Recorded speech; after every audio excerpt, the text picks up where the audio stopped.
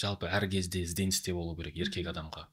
Мынандай бір сезім болады кейбір кезде, сенің басыңда болып жатқан проблема басқа біреуде болмаған сияқты.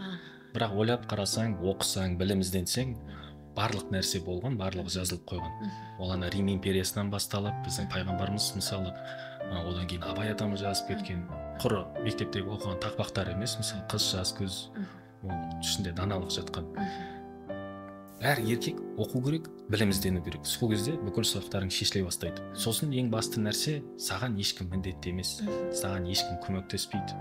Біреулерге қарап ренжу деген болмау керек. Ананың ағасы, мынаның көкесі, айтып отырмын ғой, оның бәрі саған сылтау. Саған жеңіл да, беріле сал. Анаған ағасы көмектесті, онда болды.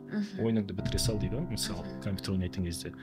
Бірақ бұл өмір болғаннан кейін сен бүйтіп жиналуың керексің. Сосын шығуың керексің. Егер де, мысалы, ойлаймын, кейбір енді адамдардың психологиялық даярлықтары ондай жоғары болмауы мүмкін. Сөйлескің келіп баратса, біреумен сөйлескен дұрыс. Өзіңнің, мысалы, рухани менторың болу керек. Мысалы, сенің ағаң болмаса да, ол сенен жас үлкен досың ба, болмаса сол проблеманы кездестірген басқа адам ба, сен сөйлесу керексің. Өйткені еркектердің, мысалы, депрессиясы қазақ қоғамында вообще айтылмайтын нәрсе ғой, туасың ба деген сияқты. Бірақ сол үшін көбісі жаңа ішімдікке салынады, наркотикке салынады, өйткені оның бәрі ұмыт тудырады. Бір күндік ұмыт, алданыш, одан кейін қайтадан проблема, одан кейін сол сияқты. Сондай жаман нәрселердің алдын алу үшін адам сөйлесу керек. Бізде байқасаңыз, әкесі мен ұлының арасында расстояние үлкен. Ол біздің заманымыздың проблемасы, өйткені біздің ата-аналарымыз совет кезінің адамдары ғой. Олар үшін приоритетный, первостепенный нәрсе бастапқы отбасын асырау.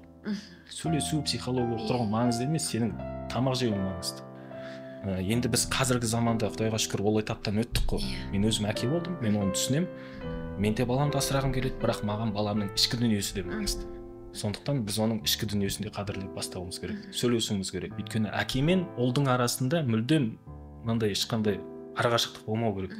Сенің бірінші досың сенің әкең болу керек.